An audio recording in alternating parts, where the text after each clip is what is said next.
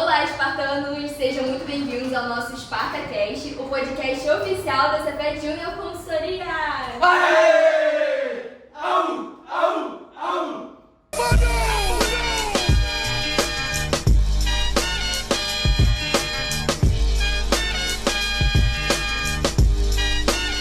Eu me chamo Isabela Bron, atualmente faço engenharia de controle de automação e aqui dentro da Cefet Júnior atuo como gerente de projetos.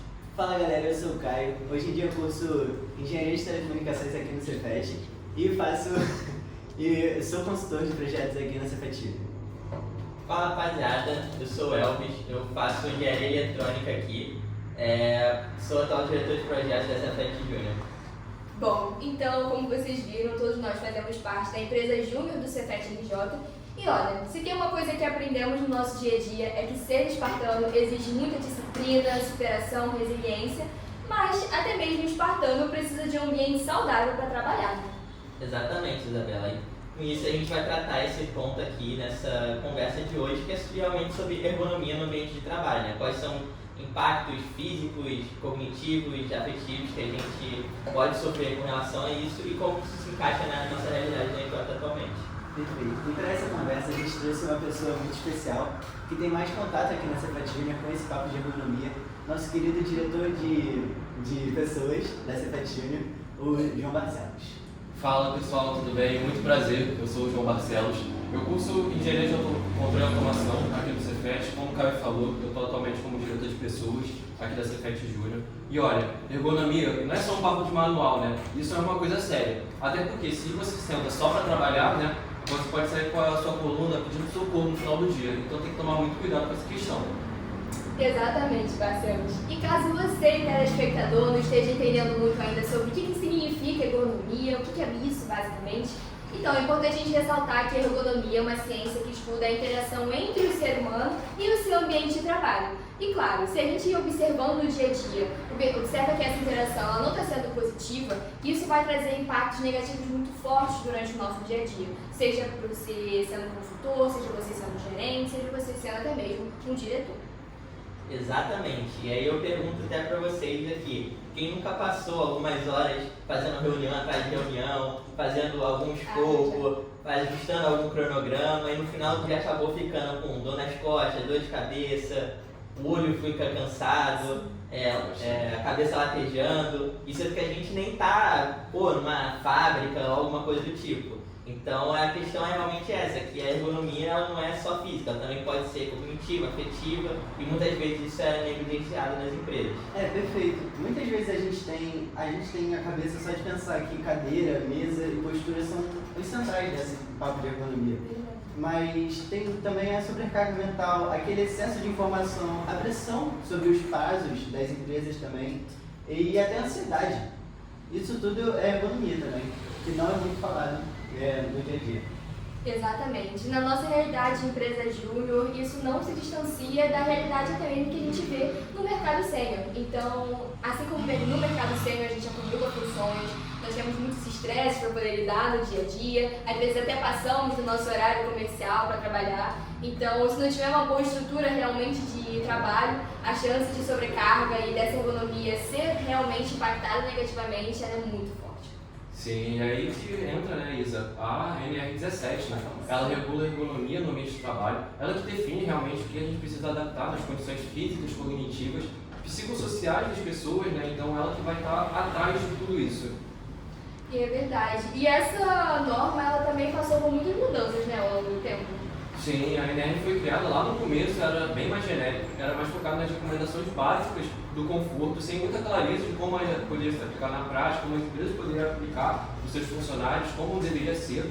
Não falando tanto de tecnologia, não existia tanto uma análise de uma ergonomia tão estruturada, mas já hoje em dia, né, tem bem complexa, bem detalhada, alinhada com a realidade dos trabalhos modernos, dos trabalhos remotos, as fábricas modernas, que a gente vê muito a nossa questão, até a nossa engenharia, que é a automação. Então, na prática, né, o que a NR17 fala? Ela fala sobre exigências físicas, então, tanto da postura, movimentos repetitivos, altura na nossa mesa, o suporte dos equipamentos, como o celular está ali apoiado, então também exigências cognitivas, né? O excesso de informação, então, muitas telas, prazos curtos, muitas tarefas, uma carga emocional muito forte, né, nas empresas. E outro também é exigências afetivas, né? Estresse, pressão, um ambiente organizado, um ambiente muito tóxico. Então, são realmente esses pontos que a gente aborda na NR17 e também vai trazer para a empresa júnior, né? Que não faz só a organização da cultura para o cuidado, mas também o impacto rápido que isso pode causar tanto no físico quanto na mente. Tô rindo, mas realmente é sério, Marcelos, porque essa é a realidade, como eu falei anteriormente, depois desses pontos que você destacou, não se distanciam desse cenário aqui mesmo de empresa júnior, que como eu falei anteriormente, ele se assemelha muito ao cenário sênior, então realmente é muito importante prestar atenção nessas questões, porque já que estamos aqui para poder vivenciar a experiência do mercado de trabalho, precisamos vivenciar ela também de uma maneira bem saudável.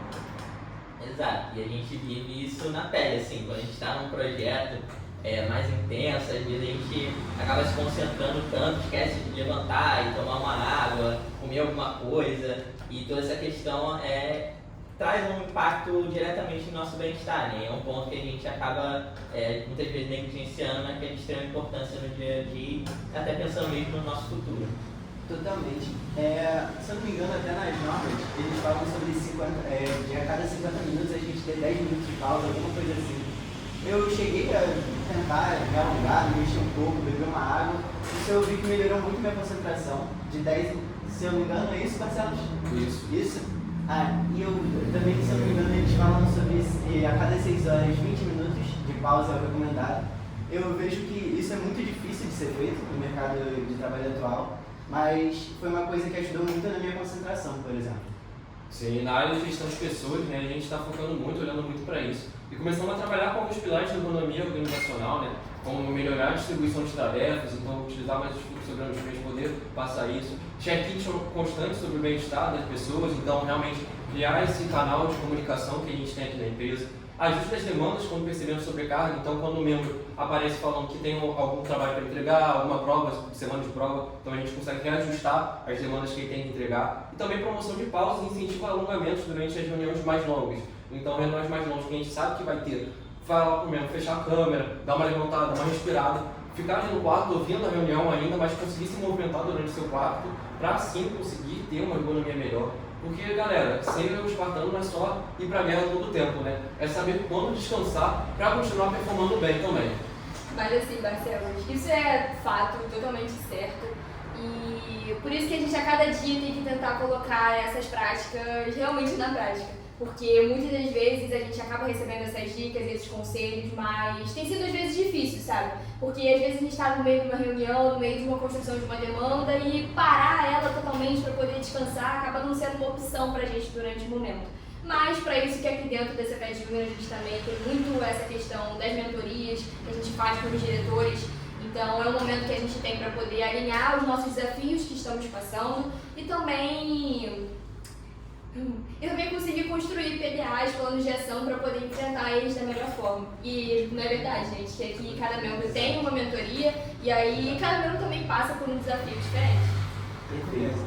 Se até os espartanos precisavam de equilíbrio e preparo, imagina a gente. Bora cuidar da nossa ergonomia, gente.